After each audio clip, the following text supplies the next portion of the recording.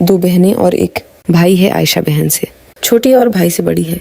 बड़ी बहन की काफ़ी अरसे पहले शादी हो गई थी और छोटा भाई कॉलेज जाता है, मेडिकल का स्टूडेंट है। सेक्रेटरी सांस लेने कौर का था।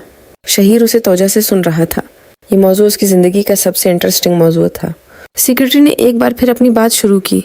आयशा ने नाश्ता कर लिया था, अम्मी वैसे ही डाइनिंग टेबल पे भी मीना ही मुना कुछ ना कुछ बोलते रही थी, पर आयशा खामोशी से नाश्ता करती रही। अबू भी ये सब नोटिस कर रहे थे पर बोले कुछ नहीं। जब आयशा मेन गेट के बाहर खड़ी गाड़ी में आकर अबू के साथ वाली सीट पर बैठ गई तो अबू ने पूछा, तुम्हारी अम्मी को क्या हुआ था?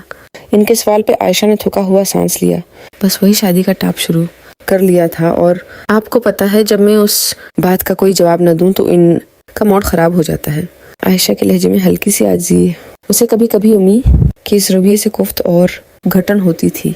अबू ने उसका चेहरा देखा, फिर मोहब्बत से उसके कंधे पर हाथ रखा। मैं तुम्हारे साथ हूँ ना, फिर क्यों परेशान होती हो? तुम पढ़ो जितना दिल करे। पढ़ो, मैं तुम्हें एक काबिल इंजीनियर बने देखना चाहता हूँ। अबू की आंखों में सिर उठाती उम्मीद की रोशनी आयशा का मान थी। वो इस चमक को हमेशा बरकरार रखना चाहती थी। उसने अपने अबू का हाथ थमा। और मैं आपकी पेंशन बना चाहती हूँ जो आपको बुढ़ापे में सहारा देगी। मैं आपका बेटा हूँ, बेटी नहीं।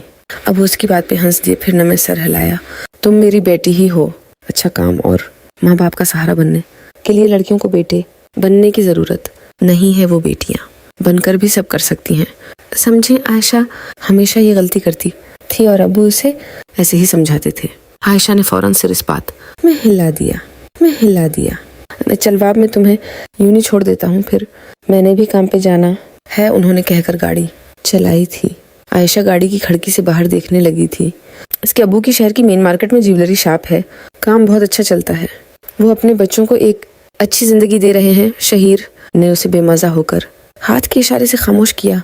मुझे सिर्फ आयश के बारे में बताओ, उसने गंभीर लहजे से कहा था। सेक्रेटरी ने सर को खम दिया और फिर बोलने लगा। आयशा का अभी तक किसी के साथ कोई जज्बाती जज्बा नहीं जड़ा हुआ। वो दोस्तियों पे यकीन रखने और उन्हें निभाने वाली लड़की है। उसके बहुत से दोस्त हैं, इन में कुछ बहुत करीबी भी हैं, पर मोहब्बत या फ़कीर अभी तक उसका किसी के साथ नहीं है और ना ही पहले था। शहीर ने हल्का सा सिर को खम दिया तो सेक्रेटरी खामोश हो गया। शहीर सोफे से खड़ा हो गया था। सल्यूलेस बनियान नमा शर्ट से उसका कसरती वजूद झांक रहा था। रफ जीन्स की जेबों में हाथ डालता वो कदम चलता सेक्रेटरी के मुकाबले आ गया। तुमने अब उस पर नज़र रखनी है और हर इस शख्स पे जो आयश से जड़ा है। ये अच्छी बात है कि उसके करीब अभी तक कोई नहीं है, और अगर कोई उसके करीब होने की कोशिश भी करे तो तुम जानते हो ना मेरा उसूल। चीज़ें और इंसानों में तकसीम नामुमकिन होती है। शहीर मुल्क की चीज़ें उसकी होती हैं, इन्हें कोई दूसरा छूने की गलत भी नहीं कर सकता। पर सेक्रेटरी ने उसकी बात दोहराई थी, सपाट लहजे से कही जाने वाली बात पर शहीर आगे बढ़ गया था। वो कमरे की गिलास वल के पास जार का था जहाँ से पूरा शहर दिखाई देता था। वहां से धूप छनकर अंदर आ रही थी। उसने गिला वाल पे हाथ की उंगलियां फैला कर रखी।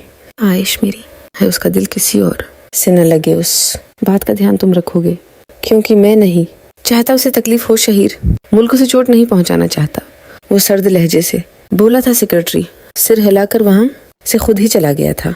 शहीर कांच की दीवार से बाहर देख रहा था।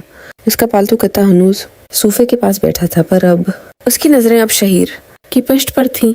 शहर पे दोपहर फैलने लगी थी। वो अपने दोस्तों के साथ अपने डिपार्टमेंट से निकलकर लंबी फरोश पर चल रही थी। वो सब बातों में मसरूफ थी। वो 3 दोस्तें थीं, अनाबिया, आयशा और अनबरीन।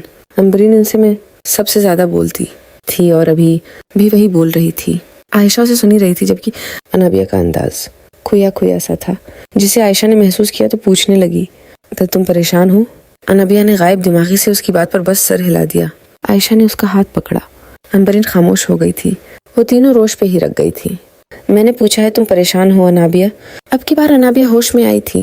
वो चंद लम्हे आयशा को देखती रही, फिर मुस्कुरा कर बोली, मैं परेशान नहीं हूँ। अब तुम झूठ बोल रही हो, पर तुम्हें लग रहा है। कोई बात या मसला है तो बता दो।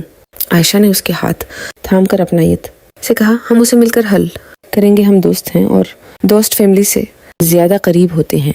अनाबिया ने सरनामे हिलाया। उसने आयशा के हाथों पर दबाव दिया। मैं परेशान नहीं हूँ आयशा, बस आजकल कुछ तबीयत ठीक नहीं रहती। सोच रही हूँ कुछ दिन यूनी से छुट्टियाँ लेकर आराम करूँ। عائشہ اس کی بات پر مطمئن نہ ہوئی تھی، وہ ابھی کچھ کہتی کہ اپنے عقب سے آنے والی آواز پہ وہ تینوں پلٹ گئی۔ انابیہ، تم یہاں ہو؟ میں تمہیں اندر کلاس میں دیکھ رہی تھی۔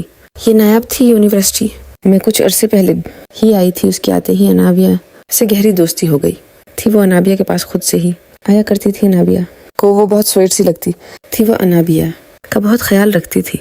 ہاں بس ابھی باہر آئے تھے۔ انابیہ کے لہجے میں تھکان تھی، نایاب چلتی اس کے قریب آ گئی تھی۔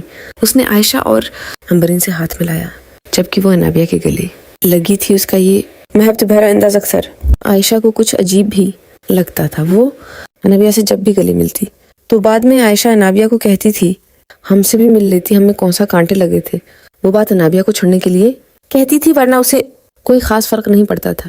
سب کا ایک گہرا دوست ہوتا جس کے لیے محبت بے لوث ہوتی ہے۔ ہم اس کی محبت اور اس طرح کی محبت کسی دوسرے دوست کو نہیں دے پاتے، اور شاید اکثر اسی وجہ سے ہمارے باقی دوست ہم سے دور ہو جاتے کو پاتے اکثر کی وجہ سے ہم سے دور ہیں اور کینٹین چلتے ہیں۔ نایاب نے انابیہ کو کہا۔ عائشہ کو اب یہ برداشت نہ ہوا